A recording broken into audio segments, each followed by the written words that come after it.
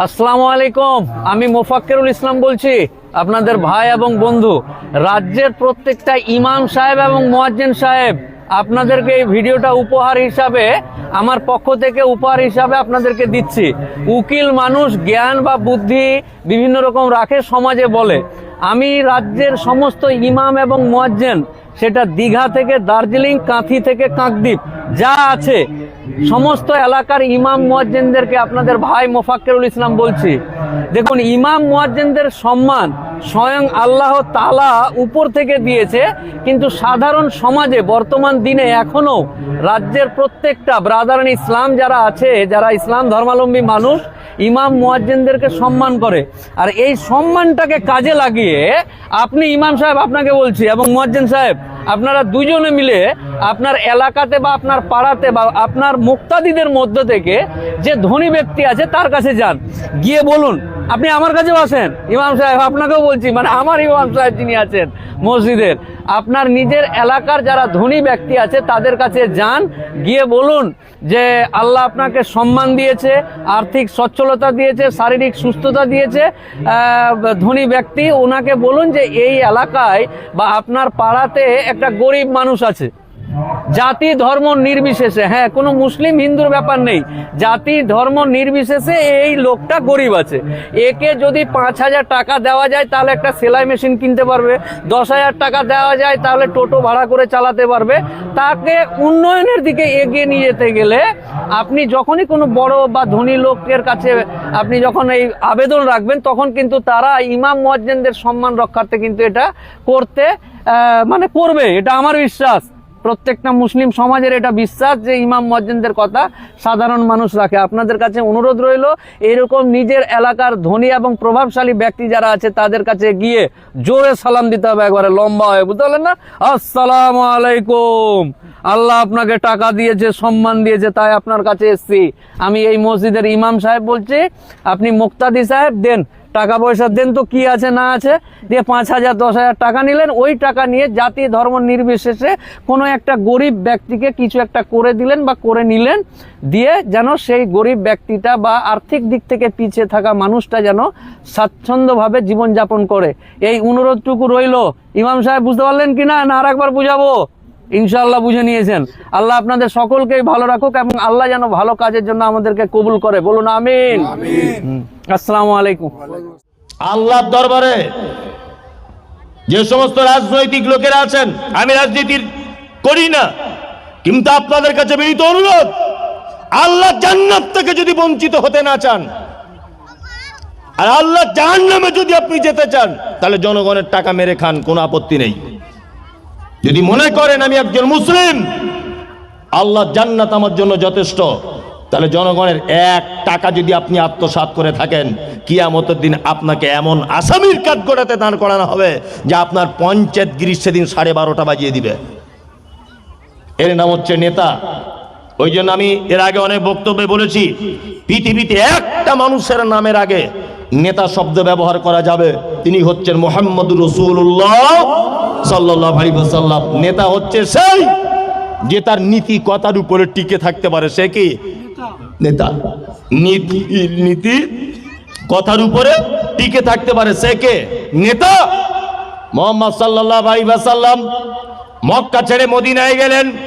মদিনায় যাওয়ার পরে উঁচু জায়গাতে দাঁড়িয়ে সর্বপ্রথম মদিনার দুস্থ মানুষদের ব্যাপারে যে বক্তব্য রেখেছিলেন, সেই বক্তব্য হচ্ছেই, আল্লাহ নবী সাল্লাল্লাহু আলাইহি ওয়াসাল্লাম বলেছিলেন, মান তারাকা দাইনান আও জিয়ান ফাআলাইয়া। শোনো বিধবা, আমি মুহাম্মদ সাল্লাল্লাহু আলাইহি ওয়াসাল্লাম আজকের মদিনার লিডার, এই পদ পেয়েছি, জনগণ আমাকে দিয়েছে। বিধবা তোমরা কেউ টেনশন করবে না, এতিম টেনশন করবে না, দুস্থ টেনশন করবে না। আমি রাসূলুল্লাহ সাল্লাল্লাহু আলাইহি ওয়াসাল্লাম তোমাদের সমস্ত বাজার ঘাট ভরণ পোষণের দায়িত্ব আমি নিজের কাঁধে তুলে নিলাম। এর নাম হচ্ছে নেতা। নিজে খেতে পাননি, দুস্থ মানুষদের মাঝখানে বিলি বন্টন করে দিয়েছেন। আর আমাদের চরিত্র কি? কালকে আন্ডারপ্যান্ট পরে ঘুরতো, ওকে কেউ চিনতো না। আজকে কোন একটা রাজনৈতিক দল এসে নেতা হয়েছে, বুলেট গাড়ি চেপে ঘুরছে। টাকা আসে কোথা থেকে? তোমার কি টাকা ছাপানোর কল আছে? হ্যাঁ, একটু উঁচু পোস্টে চলে গেছে, 4 চাকা করে ঘুরছে, টাকা আসে কোথা থেকে? মানুষ বুঝে না। ওই জন্য বলেছি পৃথিবীর কোনো মানুষকে নেতা বলতে যেন না। কারণ হচ্ছে এই আল্লাহ সুবহানাহু ওয়া তাআলা নবী মুহাম্মদ সাল্লাল্লাহু আলাইহি ওয়াসাল্লামকে বলছেন কি, আল্লাহ নবীজিকে বলছেন পৃথিবীর সব থেকে চরিত্রবান এবং ভদ্র মানুষ আপনি, যার চরিত্রের ব্যাপারে সার্টিফিকেট দিয়েছেন কে? আল্লাহ।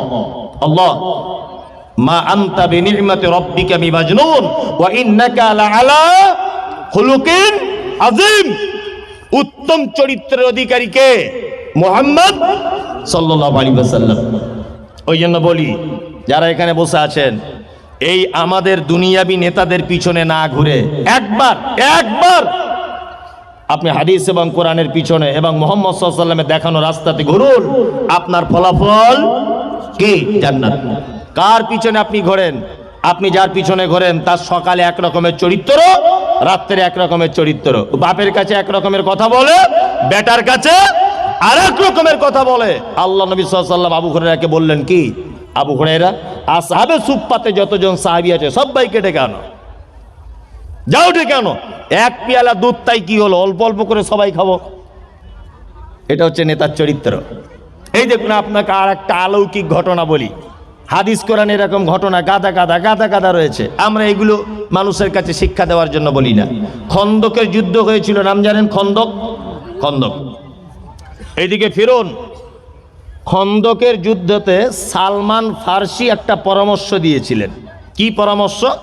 যে আল্লাহর নবী, আমরা তো সংখ্যায় কম, ওরা আমাদেরকে অ্যাটাক করবে, আমরা সংখ্যায় কম, আমরা মারি খাবো, তো এক কাজ করে দেওয়া যাক, আমরা ওই ইটাহার আর রায়গঞ্জ এই দুই জায়গায় ধরে নেন যুদ্ধটা হবে, একদল রায়গঞ্জের একদল ইটাহারের। সালমান ফার্সি তখন বলছে, আল্লাহ রসুল মাঝখানে একটা খাল কেটে দেন, মানে দুর্গাপুরের এখানে যদি একটা খাল কেটে দেওয়া হয়, তা রায়গঞ্জের লোক যদি ইটাহারের লোককে মারতে আসে, তা ওই খালে নেমে উঠে তবে তো এখানে মারতে হবে। হ্যাঁ, সালমান ফার্সি বলছেন, আল্লাহ রসুল তারা যখন খালে নামবে, নেমে উঠে তো তবে আমাদেরকে মারবে, তারা যখন নামবে তখন আমরা উপর থেকে তাদেরকে অ্যাটাক করব। ভালো করে বুঝবেন। নে সাহাবীরা খাল খুঁড়তে যাচ্ছে, সব 1000 সাহাবী। কত সাহাবী? 1000। খাল খুঁড়ছেন, খাল খুঁড়তে পাথরের জমি, মক্কা মদিনায় ভালো করে জানেন পাথরে ভর্তি। তা গাঁইতি বলে, যেটাকে কি বলে আপনাদের ভাষায়? না, যেটা দুই মুখা হুল করা থাকে, গাঁইতি। ওই গাঁইতি দিয়ে ধরে নেন পাথরের জমিন খুঁড়ছে। তা সাহাবীদের ওই গাঁইতিতে পাথর পড়ছে, ছোটখাটো পাথরগুলো ভেঙে যাচ্ছে, তাই না? আর খন্দকের পরীক্ষা যারা খনন করতে গিয়েছিল তাদের একটা নিয়ম ছিল, আল্লাহ নবী সাল্লাল্লাহু আলাইহি ওয়াসাল্লাম একটা সিস্টেম করেছিলেন যে বিনা প্রয়োজনে ইমার্জেন্সি ছাড়া কোনো সাহাবী বাড়ি যেতে পারবে না, বাড়ি যাওয়া নিষেধ ছিল। এটা আল্লাহ নবী সাল্লাল্লাহু আলাইহি ওয়াসাল্লাম বলেছিলেন। তা একজন সাহাবী এত জোরে গাঁইতি মেরেছেন যে এত বড় পাথর 2-4 বার মারার পরেও ভাঙছে না।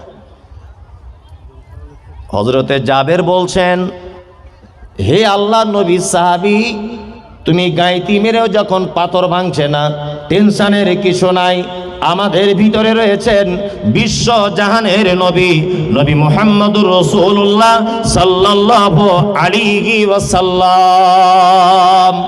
নবীজিকে একবার ডাকা হোক। আল্লাহ নবী সাল্লাল্লাহু আলাইহি ওয়াসাল্লাম এলেন, এসে উনি গাঁইতিটা হাতে নিয়ে মারলেন পাথরের উপরে, পাথর একেবারে ভেঙে ধুলার মতো উড়ে চলে গেল। হযরতে জাবের বলছেন, আল্লাহর নবী যখন গাঁইতিটা নিয়ে হাত যখন তুলেছে, আমি বিশ্ব নবীর পেটের দিকে তাকিয়ে দেখলাম আল্লাহর নবীর ক্ষুধার জ্বালায় পেটে পাথর রাখা আছে। জাবের বলছেন, আল্লাহর নবীর পেটে পাথর, এটা দেখে আমার আর সহ্য হলো না, আমার মনে খুব দয়া হলো, খুব মনে দয়া হলো। হযরতে জাবের আল্লাহর নবীকে বলছেন, আল্লাহর নবী আমি একটু বাড়ি যেতে পারি কি? তখন আল্লাহ নবী সাল্লাল্লাহু আলাইহি ওয়াসাল্লাম বলছেন, হ্যাঁ জাবের তুমি বাড়ি যেতে পারো। তা জাবের বাড়ি চলে গেলেন। বাড়িতে যাওয়ার পরে জাবের তার স্ত্রীকে ডেকে বলছেন, আমি আর সহ্য করতে পারলাম না, আল্লাহর নবীর পেটে পাথর রাখা আছে গো, নিজে চোখে দেখে এলাম। তা বাড়িতে কি কিছু আছে? তা জাবেরের স্ত্রী বলছেন যে আমাদের বাড়িতে একটা বকরির বাচ্চা আছে। শুনুন, বকরির বাচ্চা আছে আর অল্প কিছু আটা আছে। তা জাবেরের স্ত্রী তখন বলছে এক কাজ করো, তুমি আল্লাহর নবীকে গিয়ে দাওয়াত করো, আল্লাহর নবী যেন আমাদের বাড়িতে এসে কিছু খেয়ে যান, আর সঙ্গে 2-4 জন সাহাবীকে বলবেন। তা হযরতে জাবের এলেন, আল্লাহর নবীকে এসে বলছেন খন্দকের যুদ্ধে, আল্লাহর নবী আমার স্ত্রী আপনাকে দাওয়াত দিয়েছে, 2-4 জন সাহাবীদেরকে নিয়ে আমার বাড়িতে আসুন। তখন আল্লাহ নবী সাল্লাল্লাহু আলাইহি ওয়াসাল্লাম বলছেন, এই খন্দকের যত সাহাবী সবাই শোনো, জাবের তার বাড়িতে আমাকে নেমন্তন্ন জানিয়েছে, তোমাদের সবাইকেই। তখন তো জাবেরের মাথা খারাপ, আল্লাহু আকবার, 1000 সাহাবী আর একটা বকরির বাচ্চা, একটা মাত্র বকরির বাচ্চা, 1000 সাহাবী। তখন জাবের মান সম্মানে পড়ে গেলেন যে আমি বললাম 2-3 জনকে নিয়ে আসতে, আর আল্লাহ রসুল 1000 সাহাবীকে নিয়ে আসছেন, এই ঘটনা কেমন? জাবেরের মনটা ছোট হয়ে গেল। তখন আল্লাহ নবী সাল্লাল্লাহু আলাইহি ওয়াসাল্লাম জাবেরকে ডেকে বলছেন, জাবের এদিকে এসো, এদিকে এসো। জাবের এসেছে। আল্লাহ রসুল বলছেন, জাবের শোনো, তোমার স্ত্রীকে যে হাঁড়িতে গোস্ত রান্না করবে, ওই রান্না করা গোস্তের হাঁড়িটা উনুনের উপরে অর্থাৎ চুলার উপরে রেখে দিতে বলবে, নামাতে মানা করবে, আর উপরের ঢাকনটা খুলতে মানা করবে। 2, তোমার স্ত্রী রুটি করে করে যে পাত্রে রাখছে, ওই রুটির পাত্রটা উনুনের উপরে রেখে দিতে বলবে বা সাইডে, যেন রুটি বার করতে মানা করবে। তুমি যাও, আমি আসছি সাহাবীদেরকে নিয়ে। হযরতে জাবের আগে আগে চলে গেলেন বাড়িতে গিয়ে স্ত্রীকে বলছেন, সর্বনাশ হয়ে গেল, আমি দাওয়াত দিলাম আল্লাহর নবীকে, আর আল্লাহর নবী 1000 সাহাবীকে নিয়ে আসছেন। জাবেরের স্ত্রী কেমন আল্লাহওয়ালি দেখুন, কেমন বুদ্ধিমতী। ওই জন্য বলেছি যে বিয়ে করবেন একটু জ্ঞান বুদ্ধিওয়ালা দিনদার মেয়েকে বিয়ে করবেন, ওই যাকে তাকে করতে যাবেন না, বুঝলেন? আমরা কি করি? আমরা বিয়ে করার সময় সুন্দরী খুঁজি, যার চামড়া পরিষ্কার, করি না? চামড়া পরিষ্কার মানে সুন্দরী তো। কাজী নজরুল একটা কথা বলেছে, মাঝখানে বলে দিই 2 মিনিট। কাজী নজরুল বলেছেন, দেখিতে পলাশ ফুল অতি মনোহর, গন্ধবিনে সবে তারে করে অনাদর, যে ফুলের সৌরভ নেই কিসের সে ফুল, কদাচ তাহার মনে মজে না বুলবুল। পলাশ ফুল দেখতে পাওয়া যায় মাঠে, ওর কোনো সেন্ট নেই, এই জন্য বাজারে বিক্রি হয় না। কিন্তু গোলাপ ভ্যালেন্টাইন্স ডে প্রপোজ করে প্রেমিক প্রেমিকাকে, একটা গোলাপ মোটামুটি 500-5000 টাকা পর্যন্ত কলকাতা মার্কেটে বিক্রি হয়, তাই না? শুধু একবার গোলাপটা দিয়ে আই লাভ ইউ বলবে, 5000 টাকা দাম। কি বললাম বুঝলেন? একবার হাতে দিয়ে আই লাভ ইউ 5000, শেষ। গোলাপের দাম বেশি, কারণ ও দেখতেও সুন্দর, ও সেন্ট খুব মধুর, তাই না? তার মানে বোঝা যায় যে জিনিসের গুণ কম তার দাম নাই, ও বলছে বেশি। যার গুণ কম তার দাম নাই। আচ্ছা, আপনাদেরকে একটা জিনিস বলি, সাদা হলেই যদি দাম বেশি হয়, আমি অনেক জায়গাতে বলি, তাহলে আমার মনে হয় আপেলের থেকে মূলর দাম বেশি হতো। মূলর দাম বেশি না আপেলের? কেন? মূল তো সাদা বেশি, দাম ওরই বেশি হওয়া দরকার নয়, কিন্তু দাম বেশি কার? আপেলের দাম। সিলভার কাপ মাছ বুঝেন আপনারা, দিনাজপুরের মানুষ?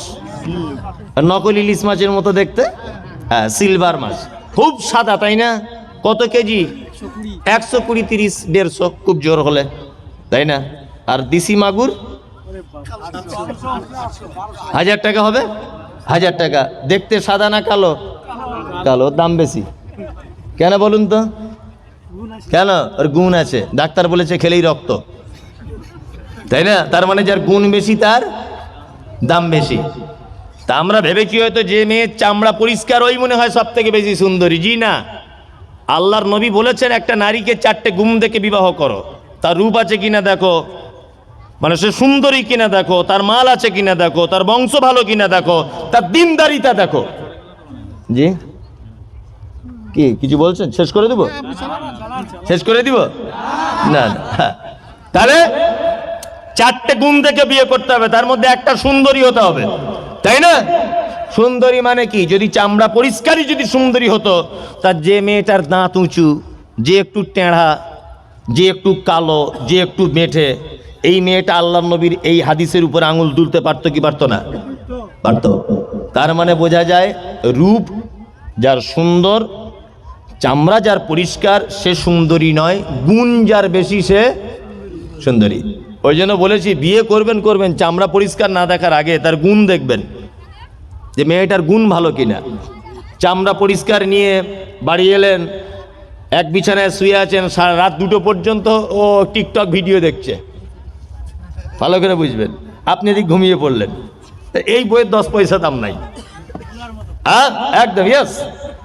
আর যে একটু দেখতে খারাপ হতে পারে, কিন্তু ও মোবাইল চায় না, ও আপনার টাকা পয়সা চায় না, ও চায় আপনার কাছে এক বালিশে থাকলেই জীবনের সব শান্তি।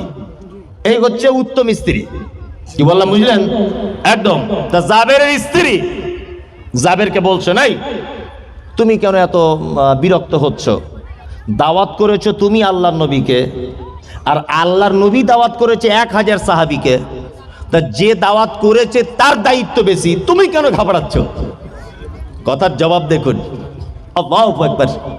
জাবের স্ত্রী বলছেন জাবেরকে যে আপনি কেন টেনশন করছেন? দাওয়াত তো আপনি করেননি, করেছেন কে?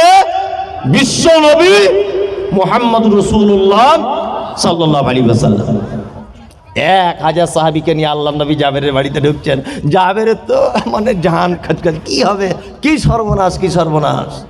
আল্লাহ নবী বললেন, জাবের একটা কাজ করো, সব সাহাবীকে তোমার বাড়িতে ঢুকতে দিও না, আমি প্রথমে যাই। জাবেরের স্ত্রী বাড়ির পর্দার আড়ালে আছেন। আল্লাহর নবী ঢুকলেন আর জাবেরকে বললেন, জাবের 10 জন করে সাহাবীকে তুমি আমার কাছে আনো। হযরতে জাবের বলেন, আমি 10 জন করে সাহাবী ভিতরে ঢোকাতে লাগলাম, আর আল্লাহর নবী নিজে গোস্তের হাঁড়ি থেকে গোস্ত দিচ্ছেন, আর আপনার রুটির বাক্স থেকে রুটি বার করে করে নবীজি তিনি দিচ্ছেন। হযরতে জাবের বলেন, 10 জন করে খাওয়াতে খাওয়াতে 1000 সাহাবীর খাওয়া হয়ে গেল। বিশ্ব নবী তিনি সব রুটি আর গোস্ত খেলেন, আর আমাকে বললেন, জাবের তুমি আর তোমার স্ত্রী রুটি খাও, আর যে রুটিটা বেঁচে যাবে মদিনার গরিব মানুষদের মাঝখানে বিলি বন্টন করে দাও। হযরতে জাবের বলেন, 1000 সাহাবীর খাওয়া হয়ে গেল, বিশ্ব নবীর খাওয়া হয়ে গেল, আমার খাওয়া হয়ে গেল, আমার স্ত্রীর খাওয়া হয়ে গেল। আমাদের বাড়িতে এত মাংস আর রুটি ছিল যে মদিনার আশেপাশের গরিব মানুষদের দেওয়ার পরেও মনে হয় গোটা মদিনা শহরের মানুষকে খাওয়ালেও শেষ করা যাবে না। আল্লাহু আকবার। এই চাদর আলাই বস, একটু পরে যাবি, বস। আচ্ছা, এইসব ঘটনা হাদিস কোরআনে আছে না নেই? আচ্ছা, আমরা এইগুলো বর্ণনা করি না, আমরা দুনিয়ার অলিদের কথা বলি। দুনিয়ার অলিদের কথা শুনে কোনো কাজ হবে? হবে? আল্লাহ বলেছেন, ওয়ালা তাত্তাবিউ মিন দুনিহি আউলিয়া কলিলাম মা তাযাক্কারুন। পৃথিবীর কোন ওলি আউলিয়াকে মানতে যাবে না, আর আল্লাহ বলছে কালিলাম মা তাযাক্কারুন। আর এই সব ব্যাপারগুলো অল্প সংখ্যক মানুষরাই বুঝে, বেশিরভাগ মানুষ ব্যাপার বুঝে না। জান্নাতে কজন যাবে 1000-এর মধ্যে? একজন। বাকি জাহান্নাম। আল্লাহ শব্দ ব্যবহার করছে দেখুন কোরআনে। সত্যি আমি মায়ের সাথে অবাক হই, মানে গাড়িতে বসে বসে বাংলা কোরআনগুলি যখন পড়ি, মানে আমার মানে বিশ্বাসী মানে অবাক হয়ে যায়। আর কি বলবো আপনাকে, আল্লাহ শব্দ ব্যবহার করছেন কালিলাম মা তাযাক্কারুন। আল্লাহ ছাড়া যে অন্য কাউকে ডাকা যাবে না, আল্লাহ ছাড়া যে অন্য কাউকে অলি হিসাবে মানা যাবে না, অভিভাবক হিসাবে গ্রহণ করা যাবে না, আল্লাহ বলছে এই ব্যাপারটা কালিলাম মা তাযাক্কারুন অল্প সংখ্যক মানুষ বোঝে। কি বললাম বুঝলেন? আচ্ছা, বর্তমান আমাদের সারা পশ্চিম বাংলাতে মাজার পূজারি, গাছতলায় বাঁশতলায় যাওয়া লোক বেশি, না সঠিক হাদিস কোরআন মানলেওয়ালা লোক বেশি? ওই যে গাছতলায় যাওয়া বেশি, বেশি না? বেশি। মানুষ পাগল হয় জানি, এত বড় পাগল হয় জানি না। বাংলাদেশে একটা পীর ধরা পড়েছে, ন্যাংটো পীর, ওর জামা কাপড় নাই গায়ে, তা সোশ্যাল মিডিয়ায় বলছে আমার 3.5 লক্ষ ভক্ত। আমি যে যার নিজের লুঙ্গি পরারই ঠিক নাই সে আবার বলছে পার করে দিবে, জান্নাতে ঢুকিয়ে দিবে। আশ্চর্য ব্যাপারটা। এই অত চিল্লাচ্ছ কেন? আস্তে আস্তে কথা বলো। রাত্রি 12টা বাজতে যাচ্ছে, তাই তো?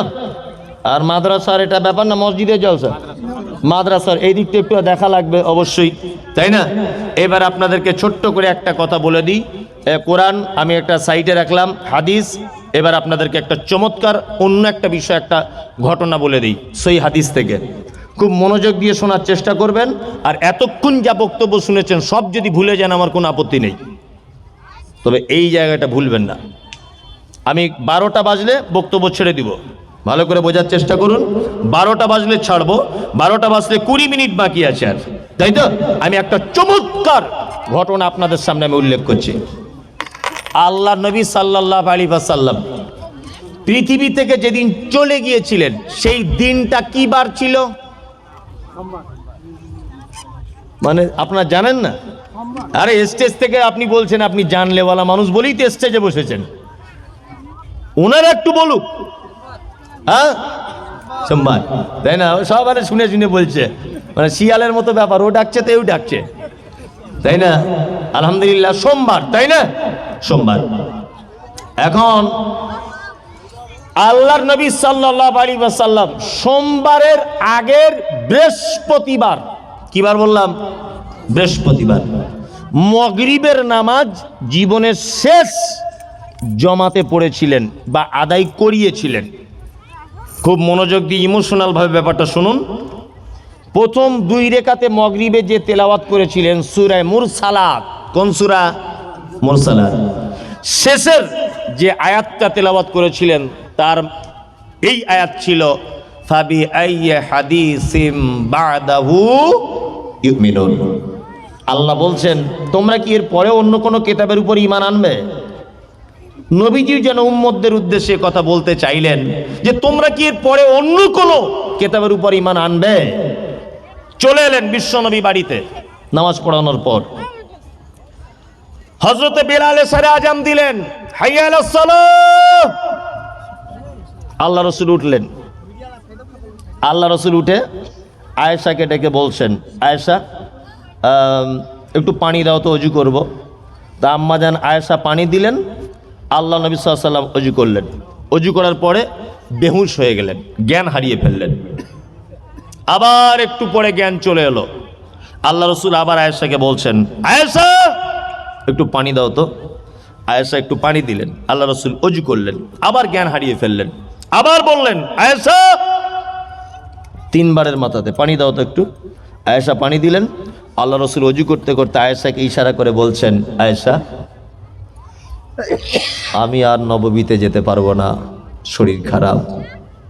তুমি তোমার আব্বাকে বলো যেন ইমামতি করে। আব্বা মানে আবু বকর সিদ্দিক রাদিয়াল্লাহু তাআলা আনহু।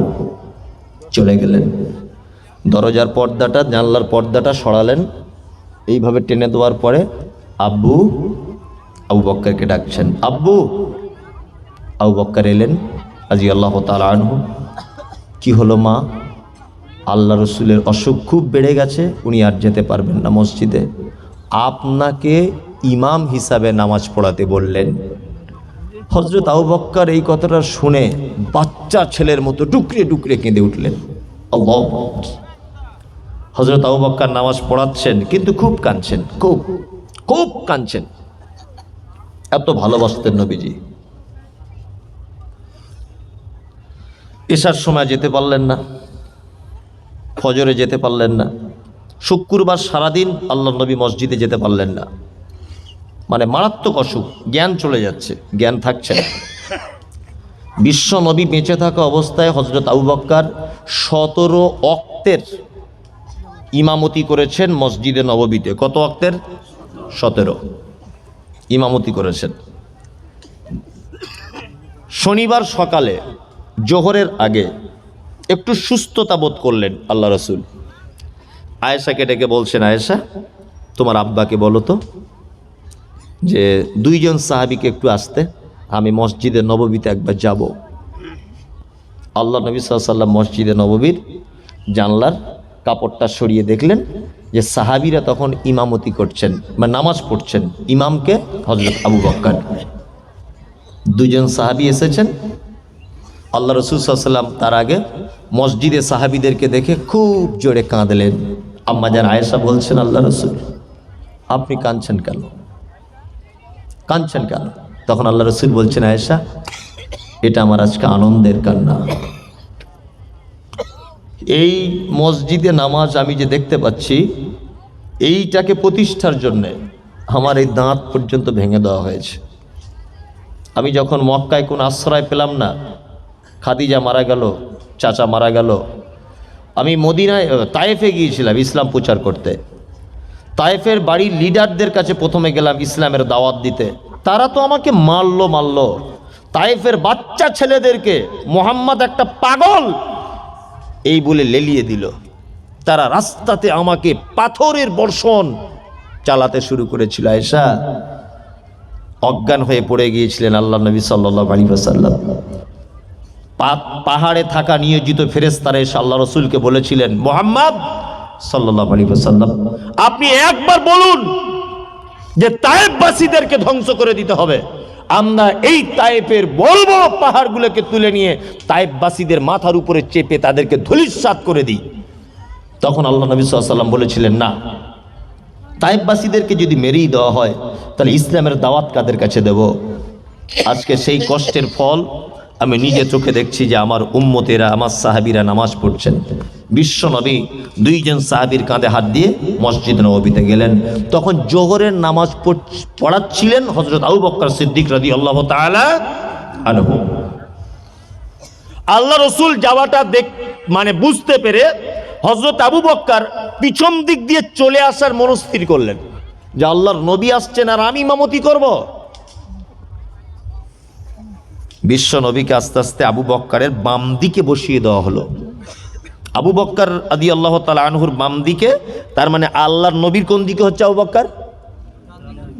বুঝতে পারছেন না? এই যে আমি ইমাম, তা আমার বাম দিকে যদি কাউকে বসানো হয় তাহলে বাম দিকের লোকের কোন দিকে আমি হচ্ছি?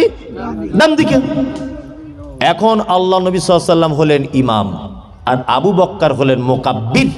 ইসলামের প্রথম মুকাব্বির হচ্ছেন হযরত আবু বকর সিদ্দিক রাদিয়াল্লাহু তাআলা আনহু। এখান থেকে দুটো জিনিস জেনে যান। এক, ইমাম অসুস্থ হলে বসে বসেও ইমামতি করতে পারে। দুই, ইমামের গলার ভয়েস কোনো কারণে আটকে যায়, যদি কম হয়, জনসংখ্যা যদি বেশি হয় মুসল্লিরা, তাহলে পাশে একজন বা পিছনে একজন কেউ মুকাব্বির থাকতে পারে, তাই না? জি। নামাজ পড়ালেন, সালাম ফিরালেন, আল্লাহ নবী আবার চলে এলেন আয়েশার হুজরাতে। আয়েশার হুজরাতে এসে সর্বপ্রথম আল্লাহ নবী সাল্লাল্লাহু আলাইহি ওয়াসাল্লাম ফাতেমাকে ডাকলেন, নিজের বেটি ফাতেমাকে ডেকে ঠিক এইরকম কানে কানে কানে কানে কানে কানে একটা কথা বললেন। ফাতেমা চিৎকার দিয়ে কাঁদতে শুরু করলেন, খুব কাঁদছেন ফাতেমা। ফাতেমার কান্না দেখে আল্লাহ নবী সাল্লাল্লাহু আলাইহি ওয়াসাল্লাম ফাতেমাকে আবার ডাকলেন, এইখানে এসো মা। ফাতেমাকে ডাকলেন, ফাতেমা এলো। আল্লাহ নবী সাল্লাল্লাহু আলাইহি ওয়াসাল্লাম তারপরে আবার বাম কানে আর একটা কথা বললেন। তখন এই কথাটা বলার পরে ফাতেমা খুব হাসছে। এরপরে আল্লাহ নবী সাল্লাল্লাহু আলাইহি ওয়াসাল্লাম আয়েশাকে ডেকে বলছেন, ঘটনাটা শুনুন। কি কথা বলেছিলেন এটাও হাদিসে বলা আছে, আমি বিস্তারিত যাচ্ছি না।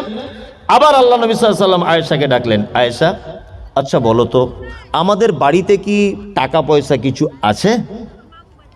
তখন আম্মা জান আয়েশা বলছেন, আল্লাহ রাসূল আমাদের বাড়িতে 5টা থেকে 9টা স্বর্ণের কয়েন আছে, যেটাকে বলা হয় দিনার। স্বর্ণের কয়েনকে বলা হয় দিনার, তখনকার দিনে চলতো। আর চাঁদির পয়সাকে বলা হয় দিরহাম, তাই না? তা তখন আল্লাহ রাসূল একটু গলার কণ্ঠটা উঁচু করে দিয়ে আয়েশাকে বলছেন, আয়েশা আরে কোন নবীর পক্ষে এটা উচিত নয়, কোন ইমানদারের পক্ষে এটা উচিত নয় যে এত নিকৃষ্ট সম্পদ তার বাড়িতে রেখে তার রবের সাথে সাক্ষাৎ করবে। আয়েশা তুমি যদি এই মালগুলো দান করে দিতে, তাহলে আমি মারা যাবার পরেই, পৃথিবী থেকে চলে যাবার পরেই আমি এর প্রতিদান আল্লাহ দরবারে লক্ষ কোটি গুণ পেয়ে যেতাম। আল্লাহু আকবার। আম্মা জান আয়েশা বলছেন, আল্লাহ রসুল আপনি অসুখে ছিলেন, আপনি আমি ব্যস্ততার কারণে দান করতে পারিনি, তাহলে এখন আমি দান করে দিচ্ছি। তার মানে মুহাম্মদ সাল্লাল্লাহু আলাইহি ওয়াসাল্লাম একজন মানুষ যে সম্পদ রেখে মৃত্যুবরণ করে সেটা নিকৃষ্ট সম্পদ বলেছেন। আর একটা মানুষের সম্পদ হচ্ছে তিনটা। কটা? তিনটা। সে যেটা খায়, সে যেটা পরনে পড়ে, আর তিন, সে যেটা তার রবের জন্য আগে পাঠিয়ে দেয়, এটা হচ্ছে তার সম্পদ। পৃথিবী একটা ধোকার জায়গা। ধোকার জায়গা না? পৃথিবী কি একটা ধোকার জায়গা। সবাইকে একদিন ছেড়ে চলে যেতে হবে। চাচা আপনি এখানে আসুন তো, আপনি এইখানে, ওই আপনি চশমা পরে আছেন, এখানে আসুন। আমি কিছু ধরবো না, আসুন না, কিছু ধরবো না, ভয় নেই, আপনি এখানে আসুন। পৃথিবীটা কেমন জায়গা এটা আপনাকে দেখাচ্ছি আমি। আসুন, কোনো ভয় নেই বাপ, একটু কষ্ট করে আসুন, আসুন। আমার আব্বার থেকেও আপনার বয়স বেশি, আসুন আসুন আসুন আসুন, আস্তে আস্তে করে আসুন। সাইড দেন, জি স্যার একটু সাইড দেন, সাইড দেন, আসুন। পৃথিবী কার নাম এটা আমি আপনাকে শিক্ষা দিচ্ছি, কানে শুনতে পাচ্ছেন তো? আলহামদুলিল্লাহ। আমি আপনাকে দিয়ে সমস্ত মানুষকে একটা শিক্ষা দিতে চাইছি।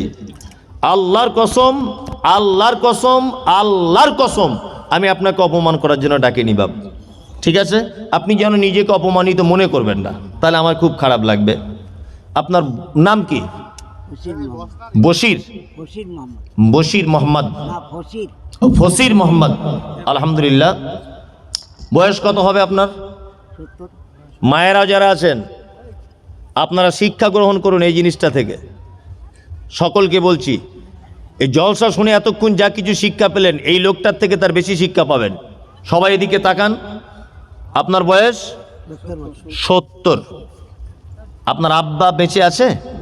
মা নেই? আচ্ছা, কত বছর আগে আপনার আব্বা মারা গেছে একটা আইডিয়া করে বলুন। 10 বছর। 10 বছর আগে মারা গেছেন। আচ্ছা, আলহামদুলিল্লাহ। মানে আপনার যখন 60 বছর তখন আপনার আব্বা মারা গেছে। আচ্ছা, আলহামদুলিল্লাহ, ভালো। তা আপনি এবার একটা কথা, আপনি তো মিথ্যার আশ্রয় নেন না, আলহামদুলিল্লাহ, দেখে বোঝা যাচ্ছে। তা আপনি একটা খুব সত্যি কথা সবার সামনে বলে দেন যে এই 10 বছরে আপনি আপনার আব্বার কবরে গিয়ে কোনো দিন বলেছেন যে আল্লাহ তুমি আমার আব্বাকে ক্ষমা করে দাও? আপনি আপনার আব্বার কবরে যান? কতদিন হলে গেছেন? মায়ের সাথে যান। 10 বছরে কবার হবে একটা আইডিয়ার? ও, 10 বছরে 6-7 বার আর কি গেছে। যাই হোক, বসুন বসুন বসুন, যান, আপনার সব শেষ, বসুন। এবার আপনি গিয়ে বসে যান। এর নাম পৃথিবী। আপনি হাসবেন না, একটা শিক্ষা গ্রহণ করুন। এর নাম কি? পৃথিবী। ওনার আব্বা 50, 60, 70 বছর বেঁচে ছিল। এই লোকটার ভবিষ্যতের জন্য সারা জীবন ইনকাম করে গেছে, রাত দিন একাকার করেছে যে আমার বেটার ভবিষ্যৎ করতে হবে। সেই আব্বা আজকে 10 বছর কবরে শুয়ে আছে। কোনো বেটা নেই যে আব্বার কবরে গিয়ে একবার বলি যে আল্লাহ তুমি আমার আব্বাকে ক্ষমা করে দাও। আল্লাহ, আমার মা কত পরিশ্রম করে পরের বাড়িতে কাজ করে আমাকে মানুষ করেছে, বুকের দুধ খাইয়েছে, আল্লাহ আমার মাকে একটু ক্ষমা করে দাও। এটা আমার মনে হয় 100-র মধ্যে 98% মানুষ। কেউ তার আব্বা মায়ের কবর যায়? সবাই নিজের ছেলে মেয়ে নিয়ে ব্যস্ত, ব্যস্ত না? তার মানে আমি আপনাকে বলতে চাইছি, আপনি এখন বেঁচে থাকা অবস্থায় যে ভালো কাজটা করে যাবেন, এটাই ভাই আপনার মূল্যবান কাজ। মারা যাবার পরে টাকা পয়সা সম্পত্তি রেখে যাচ্ছেন যে আমার বেটা বেটিরা কিছু করবে, 1 টাকাও দিবে না, 1 টাকাও খরচা করবে না। বাস্তব কথা বলছি না অবাস্তব? একদম। কেউ আপনার কবরে যাবে না। এখনো অনেক লোক এখানে আছে কবরস্থানে তার বাপের কবর কোনটা এইটাই ভুলে গেছে। অনেক লোক আছে তার বাপের কবরটা দেখাতেই পারবে না, এটা আমার আব্বার কবর, এটা আমার মায়ের কবর। যদি আপনার আব্বা যদি বেঁচে থাকে তাহলে আজকে রাতে খুব আনন্দ পাবে। একটা কাজ করুন, যদি মরে গিয়ে থাকে তাহলে কবরে যদি কোনো আযাবে গ্রেফতার থাকে কোনো ভুল ত্রুটির কারণে, আজকে অন্তত পক্ষে সে পরিত্রাণ পেয়ে যাবে। এক বিনীত অনুরোধ যে আপনি আপনার আব্বা মা বেঁচে থাক আর মারা যাক, বিনীত অনুরোধ মাদ্রাসাতে আপনি একজন বলুন যে আমি 5,000 টাকা আমি দান করব, আমার বেটারা মরে যাওয়ার পরে আর করবে না, আমি করে যাচ্ছি নিজে হাতে, এটাই একজন বলুন তো। আমি 10,000 টাকা চাইনি, একজন বলুন, একটা লোক, একজন। আলহামদুলিল্লাহ, ওর ইমানটা চাঙ্গা হয়েছে এই মুহূর্তে। আপনার হাত তুলুন আব্বা মায়ের জন্য। যে সমস্ত ইয়াং ছেলেরা ইনকাম করতে শিখেছ, তুমি বলো যে আমি এখানে এসো, তুমি সবাই দেখুক, এখানে এসো, তোমার আব্বা মা বেঁচে আছে। এই দেখুন, এর আব্বা মা কত আনন্দ পাবে, আজকে রাতে ঘুমোবে না আনন্দতে, যে আমি দেখে যেতে পাচ্ছি যে আমার বেটা ইনকাম করতে শিখেছে, আমাদের জন্য দান করছে। তুমি কার বেটা? মোল্লাপাড়ায়। আচ্ছা, কি নাম? নাসিম। 5,000 তুমি দিবে? হ্যাঁ, আলহামদুলিল্লাহ। এই যে ভাই, আপনি কত ভাই? 5,000 আব্বা মায়ের জন্য দিচ্ছেন?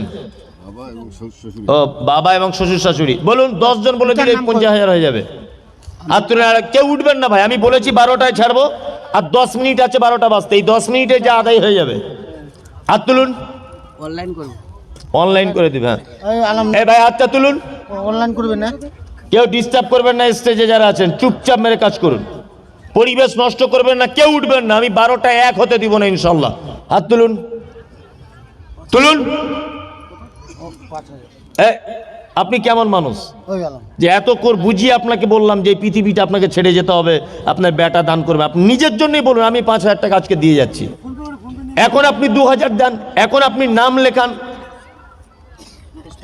আপনি নাম যা লেখান দিতে হবে না। বলুন, 2 জন হলো, বলুন একটু আল্লাহর রাস্তায় হাতটা তুলুন। আরে অনেক টাকা অনেক দিকে খরচা করেন, আমি জানি, ওগুলো ফালতু।